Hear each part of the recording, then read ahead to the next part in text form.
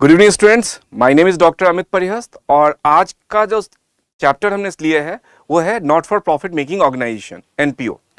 NPO although class 12 की board से deleted है, लेकिन this chapter is very helpful for your CUET exam. तो इस चैप्टर का पर्पस जो है वो क्लास 12 का बोर्ड्स नहीं है, इस चैप्टर का जो पर्पस है वो सीयूईटी एग्जाम के लिए होगा। और जितने भी चैप्टर्स हमने इससे पहले करे हैं उसका मिक्स्ड पर्पस हो सकता है, क्लास 12 का boards as well as your CUT exam. लेकिन इसका since it is being deleted from your class 12 boards, तो ये इसका पर्पस सिर्फ CUT एग्जाम के लिए ही होगा। So let's start our session without any delay. So this is session 1। इसके बाद एक सेशन और आएगा, तो I am just going to start this session. Okay, so meaning and concept of not for profit making organization. First of all हमें यह समझना जरूरी है कि ऑर्गेनाइजेशन कितने तरह के होते हैं, और उससे भी पहले मैं आपको not for profit making organization का एक छोटा सा ब्रीफ कर देता हूं। जब क्लास 11th में हम ब्रांचेस ऑफ अकाउंटिंग पढ़ रहे थे तो there are 5 branches of accounting: cost accounting, financial accounting, management accounting, social responsibility accounting and tax accounting. जो मैंने 5 अकाउंटिंग बताया उसके 4th की प्लेस में मैंने बताया social responsibility accounting. Social responsibility accounting का बेस्ट एग्जांपल है not for profit making organization. अब ऑर्गेनाइजेशन की बात है, organization can be of 2 types, एक प्रॉफिट मेकिंग ऑर्गेनाइजेशन है, दूसरा है not for profit making organization. Purpose आपको पता ही है, प्रॉफिट मेकिंग ऑर्गेनाइजेशन का पर्पस होता है to earn more and more profit, maximize the profit. जैसे किसी भी ऑर्गेनाइजेशन का नाम ले लें हम, Maruti, Tata, Reliance industry limited, these are the good example of profit making organisation. लेकिन not for profit making organisation की बात करें तो UNICEF, WHO, CRY, these are the very good example of not for profit making organization. Not for profit making organization जो होता है उसका purpose क्या होता है? इसका पर्पस होता है to whose main objective is to serve society and its members and not to earn, mind this, not to earn profit. Not for profit organization, also known as non-profit organization, set up with the objective to further cultural, educational, health, religious, public services to the public and or members. Example इसका जैसे ले सकते हैं आप, best example के तौर पे schools, colleges, public hospitals, literary societies for promotion of sports, arts and culture, social welfare organization and clubs. So these are the very good example of not for profit making organization. Profit making organization का मैंने आपको already बता दिया, जैसे Reliance industry limited, Google, these are very good example। और किसी भी organisation जिसमें प्रॉफिट के मोटिव से उसका होता है, बनता है, तो उसको हम प्रॉफिट मेकिंग ऑर्गेनाइजेशन का अच्छा एग्जाम्पल मान सकते हैं। अब characteristics of not for profit making organization का पहला है entity. So not for profit organization is a legal entity and it's separate from its promoters. ठीक है? Purpose, their purpose is to render services to the people at large. Ownership, it is set up by individual or companies as a charitable society or trust, but it is not owned by them.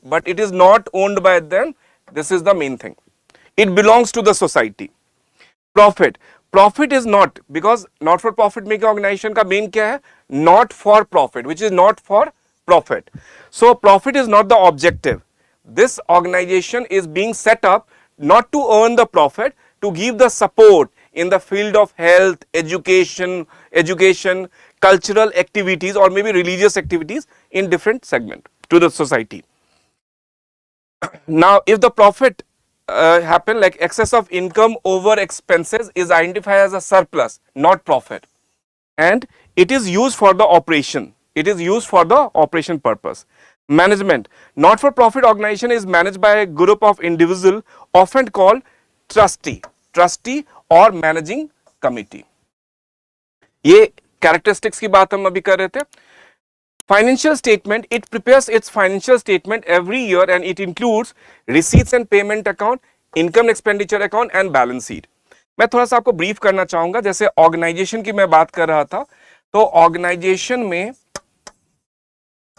एक हमने बात करी थी profit making organisation की, और एक हमने बात करी थी not for profit making organisation की, जिसको हम एनपीओ अभी बोल रहे हैं। सबसे पहले इसका मेन पर्पस क्या होता है? To earn more and more profit. इसका पर्पस नॉट फॉर प्रॉफिट होता है। तो नॉट फॉर प्रॉफिट होता है, इसका मतलब क्या है? To support in the field of, या to serve in the field of health, education, cultural activities और any other thing to the society. Second, ये जो सबसे इंपॉर्टेंट अब मैं बात करने जा रहा हूं कि इसमें जो प्रॉफिट मेकिंग ऑर्गेनाइजेशन में होता है, इसमें 3 अकाउंट बनेंगे। पहला कैश बुक बनेगा जो इंपॉर्टेंट है, दूसरा trading and profit and loss account, तीसरा बैलेंस शीट। इसमें क्या बनेगा? यही जो मैंने कहा, receipts and payment account. In place of cash book हम रिसीट्स एंड पेमेंट अकाउंट बनाते हैं। In place of trading and profit and loss account हम इनकम एक्सपेंडिचर अकाउंट बनाते हैं, और बैलेंस शीट तो बनेगा ही बनेगा। एक चीज इंपॉर्टेंट है, trading and profit and loss account से हमारा ग्रॉस प्रॉफिट या नेट प्रॉफिट आता है, लेकिन इसमें इनकम एंड एक्सपेंडिचर में definitely income and expenditure is being compared, and if the income is greater than the expenditure, then there is a profit. But this is not called profit in the not for profit making organization. This is called surplus. And if sum total of expenditure is exceeding the income, this is not called loss, this is called deficit, right? तो ये होता है। इसमें जो भी profit होता है वो आप डिस्ट्रीब्यूट कर लेते हो। If you are in the sole proprietorship, तो आप एक जो सोल प्रोप्राइटर होता है वो लेके चला जाता है, ओनर जो होता है वो लेके चला जाता है। Suppose if you are in the partnership firm, तो पार्टनर आपस में डिस्ट्रीब्यूट कर लेते हैं, लेकिन ऐसा डिस्ट्रीब्यूशन यहां पॉसिबल नहीं है। ऐसा नहीं है कि ट्रस्टी डिस्ट्रीब्यूट कर लेगा, it should be kept into the firms account only, right? अब जो सबसे इंपॉर्टेंट बात है वो मैं आपको बताना चाहता हूं, और ये बहुत काम की चीज है जो आप आगे भी नोटिस करेंगे। जैसे प्रॉफिट मेकिंग ऑर्गेनाइजेशन का जो मेन बेस होता है वो होता है नॉन फंड बेस्ड अकाउंटिंग। ये क्या फॉलो करता है? Non fund based accounting follow करता है। Non fund based accounting follow करता है, राइट? अब ये आपको बहुत आगे यूजफुल होने वाला है। कुछ चीजें हैं जो इसी के बेसिस पे आपको समझाई जा सकती हैं। तो प्रॉफिट मेकिंग ऑर्गेनाइजेशन के लिए मैंने क्या कहा? नॉन फंड बेस्ड अकाउंटिंग होता है। और इसके लिए क्या मैंने बता रहा हूं? इसके लिए होता है fund based accounting. Fund based accounting. अब ये नॉन फंड बेस्ड अकाउंटिंग क्या है और फंड बेस्ड अकाउंटिंग क्या है, इसको थोड़ा सा समझ लेते हैं। Just take an example. मैं पहले प्रॉफिट मेकिंग ऑर्गेनाइजेशन की बात करता हूं। तो सपोज ये है मिस्टर ए, और इसने एक बिजनेस का नाम रख लिया है एबीसी, ठीक है? तो मिस्टर ए ने एक सर्टेन अमाउंट बिजनेस में लगाया, ठीक है, बिजनेस में लगाया, और इसके जो भी प्रॉफिट होते हैं या लॉस होते हैं that belongs to mister A, क्योंकि ये जो प्रॉफिट होता है ये भी इसी को बिलोंग करता है, लॉस जो होता है वो भी इसी को बिलोंग करता है। So why this? Because he is following the non-fund based accounting. Whatever fund has to be provided from by Mr. A only for his business ABC. लेकिन यहां जो not for profit making organization होता है, जैसे मैंने बताया, ये social responsibility accounting के लिए होता है। सोशल रिस्पॉन्सिबिलिटी अकाउंटिंग में ये सोसाइटी की वर्क होती है। जस्ट टेक एन एग्जांपल, आप किसी भी सोसाइटी में रहते हो, किसी भी आरडब्ल्यू में रेजिडेंट वेलफेयर एसोसिएशन होता है, किसी कंपनी में आप वाइस प्रेसिडेंट हो तो बहुत पैसे आपको मिलते हैं। लेकिन किसी सोसाइटी आरडब्ल्यू की मैं बात करूं और प्रेसिडेंट हो तो आपको कुछ पैसे नहीं मिलते। इनफैक्ट अपना टाइम कंट्रीब्यूट करना पड़ता है, अपनी एक्सपीरियंस, एक्सपर्टीज वहां करनी पड़ती है, और बहुत सारे प्रॉब्लम्स को सॉल्व करना पड़ता है। ऐसा क्यों करते हैं हम? क्योंकि ये हमारी एक सोशल रिस्पॉन्सिबिलिटी है। ये हमारी एक सोशल रिस्पॉन्सिबिलिटी है। अब जस्ट टेक एन एग्जांपल, किसी भी सोसाइटी में रहते हैं, उस सोसाइटी का मान लो एग्जांपल के तौर पे उस सोसाइटी में बहुत सारे काम होते हैं। जैसे मान लो गार्ड हैं, उसके बाद सफाई के लिए बहुत सारे भैया काम करते हैं वहाँ, माली हैं, और भी बहुत सारे जो क्लीनिंग स्टाफ हो गए, बहुत सारे स्टाफ हैं जो डेली बेसिस पे वहाँ हमारा ख्याल रखते हैं। मान लो एग्जाम्पल के तौर पे उसका जो टोटल खर्चा आ गया वो 1 लाख रुपए का महीने का खर्चा आ गया, एंड उसमें सपोज 100 फैमिलीज रहती हैं, 100 फ्लैट्स हैं। तो इसका मतलब है कि पर हेड जो है वो कितना कंट्रीब्यूट करना पड़ेगा? 1000 रुपीज कॉन्ट्रीब्यूट करना पड़ेगा। तो दैट इज द रीजन कि फंड बेस्ड अकाउंटिंग है, तो everyone has to support for the initiative. तो इसलिए यहां इसको मैं फंड बेस्ड अकाउंटिंग बोलता हूं, और यहां इसको हम नॉन फंड बेस्ड अकाउंटिंग बोलते हैं as far as your profit making organization is concern. I hope you understand कि फंड बेस्ड अकाउंटिंग होता क्या है। आगे भी काफी यूजफुल होगा जब हम सब्सक्रिप्शन वगैरह की बातें करेंगे। Funds required for the activities, देखो बहुत सिंपल सी चीजें हैं। सबसे पहले बिजनेस चलाने के लिए खर्चे तो बहुत सारे हैं, जैसे खर्चे नॉर्मल बिजनेस में होते हैं वैसे ही आपको इस बिजनेस में भी मिलेगा, ठीक है। लेकिन इसमें इनकम कहां से है, तो फंड्स की बात करते हैं। तो funds required for the activities of a not for profit organization are normally sourced by its members, trustee और आउटसाइडर भी मिलता है। So fund receive by not for profit organization कहां से पैसे मिल सकते हैं। खर्चे का तो आपको पता ही है कि स्टाफ रखोगे उसकी सैलरी जाएगी, रेंट पे होगा उसको रेंट पे करना पड़ेगा, एंड जो भी आप सर्विसेज ऑफर कर रहे हो तो उसमें आपको खर्चे करने की जरूरत पड़ेगी। लेकिन पैसे कहां आएंगे, राइट। सो पैसे इन सोर्सेस से आते हैं। डोनेशन मिल सकता है, membership fees for entrance fee हो सकता है, सब्सक्रिप्शन, लोन्स मिल सकता है, ग्रांट्स मिल सकता है फ्रॉम द गवर्नमेंट और अदर इंस्टीट्यूशन। इसके ऊपर हम डिटेल में अभी पढ़ने वाले हैं। स्पेसिफिक आइटम में सबसे पहला आइटम है सब्सक्रिप्शन। देखो दो तरह की इनकम हो सकती है हमारे पास। एक इनकम जो हो सकती है वो कैपिटल इनकम हो सकती है, दूसरा हो सकता है रेवेन्यू इनकम। इसको अच्छे तरीके से समझा जाए तो one is called capital receipt and second one is called revenue receipt. Capital receipt one time मिलता है, रेवेन्यू रिसीट आपको रेगुलर बेसिस पे मिलता रहता है। तो subscription is a very good example of your revenue receipt. ये सबसे बेस्ट एग्जांपल है रेवेन्यू रिसीट का। तो सब्सक्रिप्शन होता क्या है, it is a regular payment made by the members to the organization. It is a generally contributed annually, maybe monthly. It is one of the main source of income. It is a revenue receipt. ठीक है। जैसे school की मैं बात करूं, school भी not for profit making organization का ही पार्ट होता है। तो बेसिकली उसमें जो आप अपनी स्कूल की हर मंथ की फीस देते हैं that is considered as a subscription, ठीक है। तो यहां भी सब्सक्रिप्शन क्या होगा, वो उनके लिए स्कूल के पॉइंट ऑफ व्यू से it is a revenue receipt, क्योंकि उनको हर मंथ या क्वार्टरली बेसिस पे उनको मिलता है। Second one is entrance fees और admission fees. Whenever a person is admitted as a member of the organization, certain amount is charged from him or her to give him or her admission. This is called entrance fee or admission fees. Total amount of entrance fee received during the year is shown on the debit side of receipts and payment account, and yes, it is also a revenue receipt. Life membership fees. देखो life membership fees is given by the member जो life time की membership one time pay करना चाहता है। So definitely good amount of money has to be paid by him और received by the organization. तो ये जो लाइफ मेंबरशिप फीस है this must be a capital receipt. ये जो लाइफ मेंबरशिप फी है this must be a capital receipt. Endowment fund. It is a fund which provides permanent means of support for the organization. Any contribution towards this fund is an item of capital receipt. Item of capital receipt. ये जो अभी capital receipt की बात कर रहे हैं, revenue receipt की बात कर रहे हैं, आगे हम revenue पेमेंट की बात करेंगे, capital पेमेंट की बात करें, इसका यूटिलाइजेशन होगा। क्योंकि हमने अकाउंट कितने बनाने हैं, receipts and payment account, income and expenditure account और बैलेंस शीट। तो ये मिक्स्ड है कि आपको कुछ चीजें रेवेन्यू रिसीट होंगी तो वो इनकम साइड में आ जाएंगी, कुछ रेवेन्यू एक्सपेंसेस होगा तो वो एक्सपेंडिचर साइड में आ जाएगा। तो ये हम आगे फर्दर पढ़ेंगे, अभी उसके लिए हमें बात नहीं करनी चाहिए, हम आगे देखेंगे। लेकिन अभी ध्यान में सिर्फ आपको ये रखना है कि कैपिटल रिसीट कौन सा है, रेवेन्यू रिसीट कौन सा है, कैपिटल पेमेंट कौन सा है और रेवेन्यू पेमेंट कौन सा है, इसको ध्यान में रखने की जरूरत है। डोनेशन, डोनेशन जो है, donation is the amount received by from some person, firm, company और any other body by way of gift. It is also an important item of receipt. It can be of two types. पहला होता है general donation और दूसरा होता है specific donation. तो सबसे पहले मैं स्पेसिफिक को ही, जो दूसरा मैंने बताया उसको पहले एक बोल देता हूं।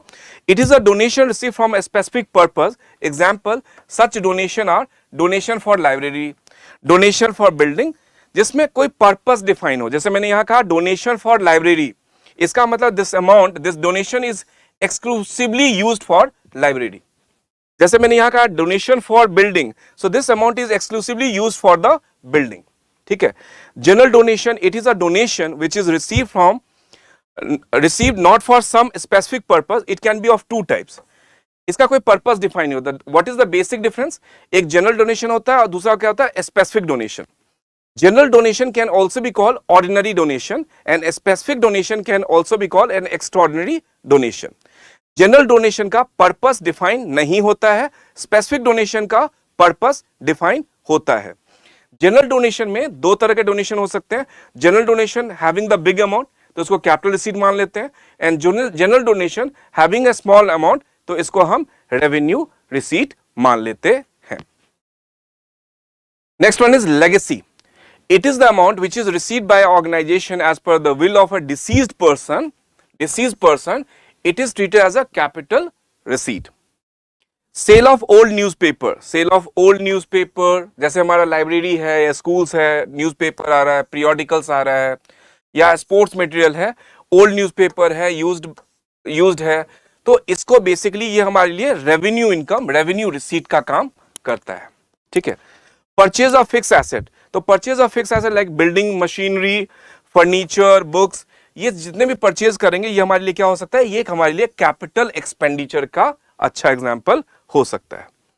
पेमेंट ऑफ ऑनरेरियम, देखो बहुत सिंपल सा है। एक तो हम होता है कि स्टाफ जो रेगुलर बेसिस पे होते हैं उनको हम सैलरीज देते हैं। ठीक है। जिनकी हम एक्सपर्ट एडवाइस चाहिए उनको हम रेम्यूनरेशन देते हैं, जिनको फीस बोलते हैं, जैसे डॉक्टर्स, लॉयर्स, इनको हम फीस देते हैं।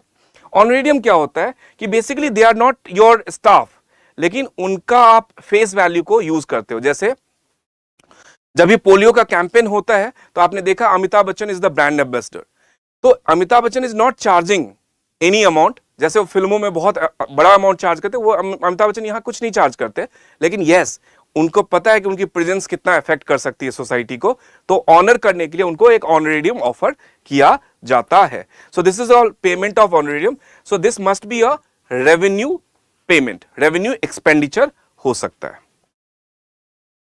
Purchase of consumable items, consumable items like जैसे सपोज हम एक लाइब्रेरी कर रहे हैं तो स्टेशनरी हो सकता है, कोई स्पोर्ट्स एकेडमी है तो स्पोर्ट्स मटेरियल हो सकता है, कोई मेडिसिन का हम कर रहे हैं तो एनपीओ हम चला रहे हैं तो मेडिसिन हो सकता है। तो दीज आर, इसको कंज्यूमेबल आइटम्स का हमें करना पड़ेगा, क्योंकि बिजनेस प्रॉफिट मेकिंग हो या not for profit making organization हो, एक सिंपल चीज दोनों के लिए एप्लीकेबल होता है, उसका नाम है continuity.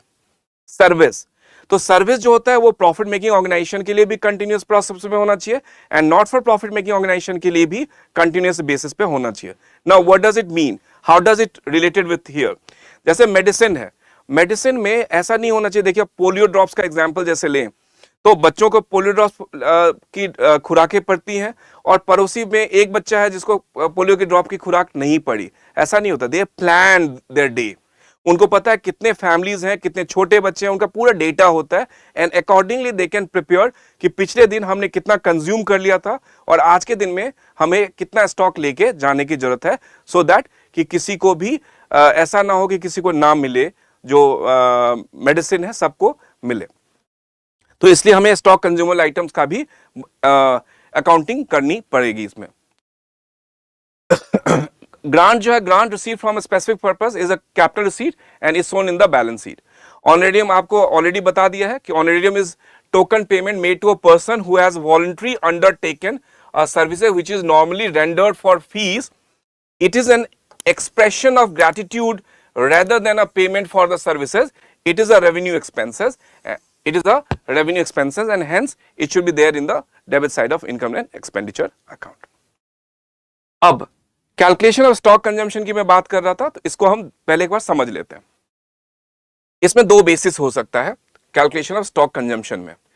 when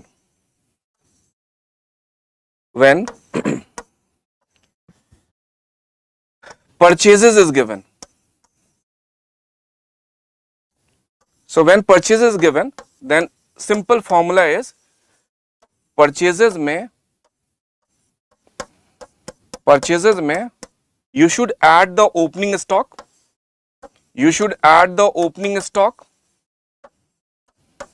and you should subtract the unsold stock.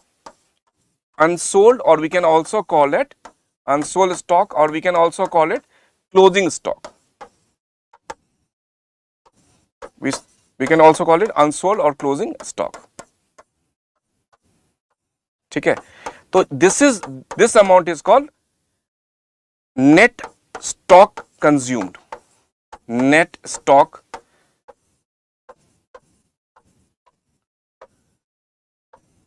stock consumed. ठीक है, लेकिन when amount paid during the year is given, when amount paid during the year is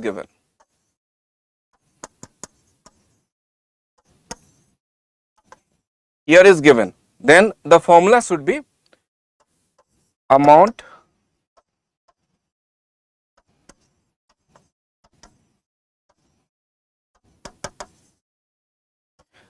paid during the year add, इसमें पहले मैं आपको learn करने का तरीका बता देता हूं एंड उसके बाद मैं इसका लॉजिक भी आपको बता दूंगा। तो देखो ऐड और लेस में क्या करना है, by one get one free वाली बात, यहां ओपनिंग स्टॉक को हमने ऐड कर लिया, opening stock should be added, तो क्लोजिंग स्टॉक को हमें क्या करना चाहिए, सबट्रैक्ट कर लेना चाहिए। हमने क्लोजिंग क्रेडिटर्स को ऐड कर लिया,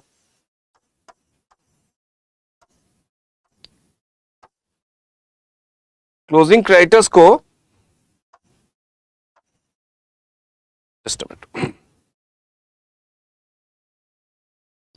क्लोजिंग क्रेडिटर्स को हमने ऐड कर लिया, तो यहां ओपनिंग क्रेडिटर्स को हम सबट्रैक्ट कर देंगे।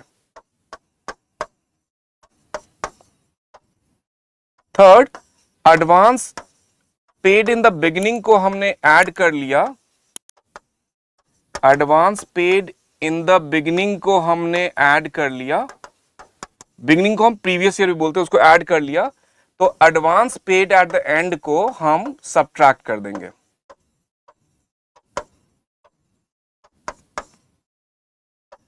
Advance paid at the end को हम सबट्रैक्ट कर देंगे, तो ये आ जाएगा आपका net stock consumed.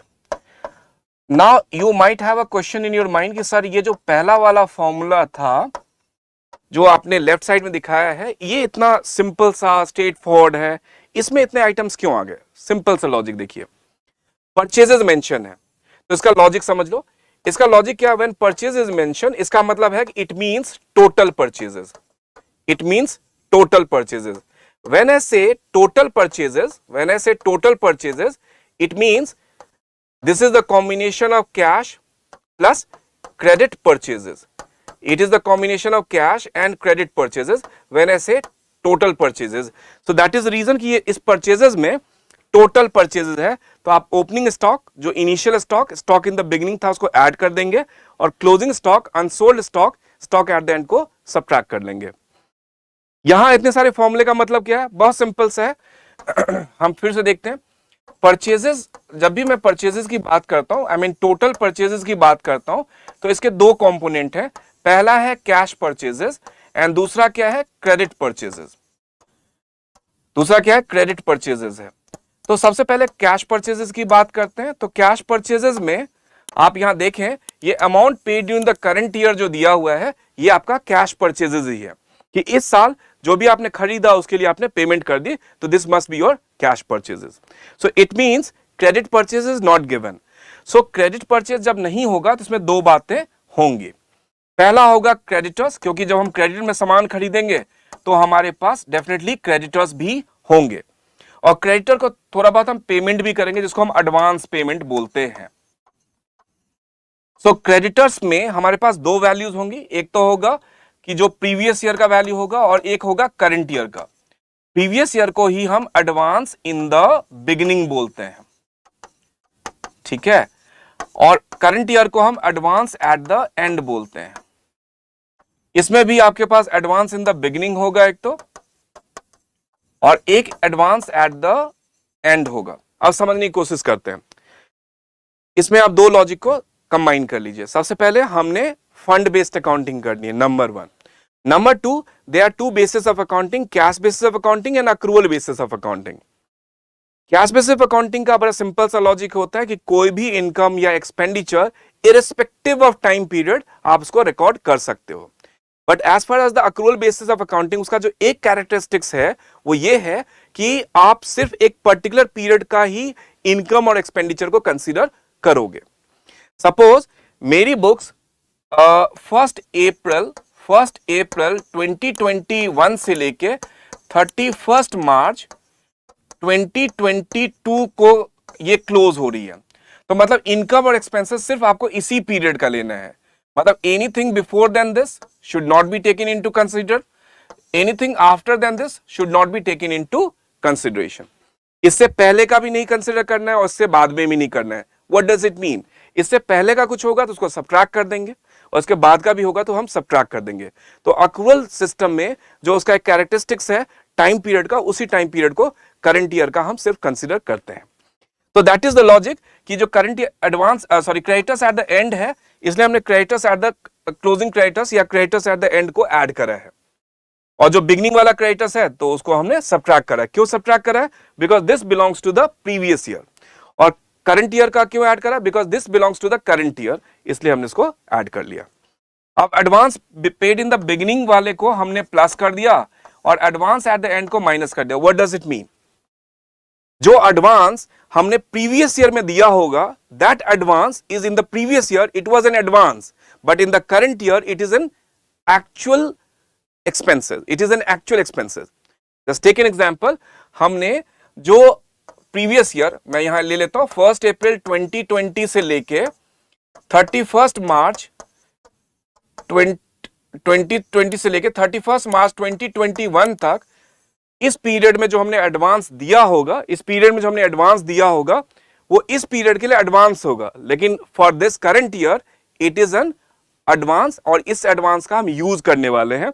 And since it is going to be used in favour of the creditors, तो ये एक्सपेंस होगा. So that is the reason कि advance paid in the beginning को हमने करंट ईयर के इनकम में इंक्लूड कर लिया है and it should be added. और advance paid at the and, मतलब जो एडवांस एंड का मतलब है कि हमने इस पीरियड में, मतलब करंट ईयर में एडवांस दिया है, तो करंट ईयर में जो एडवांस दिया है this is going to be used for the next accounting period. So this is a logic कि amount paid in the current year में ये होता है. लॉजिक लर्न करने का बड़ा सिंपल सा तरीका है. ये तो स्ट्रेट अवे है, परचेज में ओपनिंग स्टॉक ऐड करके क्लोजिंग स्टॉक को माइनस कर देना है. Amount paid in the current year जब भी गिवन हो, ठीक है, तो हमने by one get one free वाला करना है. ओपनिंग स्टॉक को ऐड करेंगे तो क्लोजिंग स्टॉक को माइनस कर देंगे. क्लोजिंग क्रेडिटर्स को ऐड कर देंगे तो ओपनिंग क्रेडिटर्स को माइनस कर देंगे. Advance paid in the beginning को ऐड कर देंगे तो advance paid at the end को माइनस कर देंगे. और उसका ये लॉजिक है. Logic absolutely accrual basis of accounting है और कोई लॉजिक नहीं है. आई एम श्योर कि आपको समझ में आ गया होगा. इसमें बहुत सारी बातें करने को है. एक तो ये स्टॉक कंजम्पशन के ऊपर क्वेश्चन आता है, सब्सक्रिप्शन के ऊपर आता है. Subscription is the main thing, next class में करने वाले. फंड के ऊपर, स्पेसिफिक फंड के ऊपर क्वेश्चन आता है. उसके बाद इनकम एक्सपेंडिचर अकाउंट बनाने के लिए तो ऑब्वियसली नहीं आता है सीयूटी में, लेकिन आपको पता होना चाहिए. रिसीट्स एंड पेमेंट अकाउंट बनाने के लिए तो नहीं आएगा, लेकिन हाँ आपको पता होना चाहिए रिसीट्स एंड पेमेंट अकाउंट में क्या होता है. इसलिए हमने एनपीओ का जो चैप्टर है, this is very important for your CUT exam, इसको हमने 2 सेशन में डिवाइड कर दिया है. इस सेशन का कंटिन्यूएशन में हम जो नेक्स्ट सेशन में करने वाले हैं वो सब्सक्रिप्शन, स्पेसिफिक फंड और सैलरीज वगैरह जो एक्सपेंसेस वगैरह के लिए कैलकुलेशन होती है वो, income expenditure account and receipts and payment account and balance sheet भी समझने वाले हैं.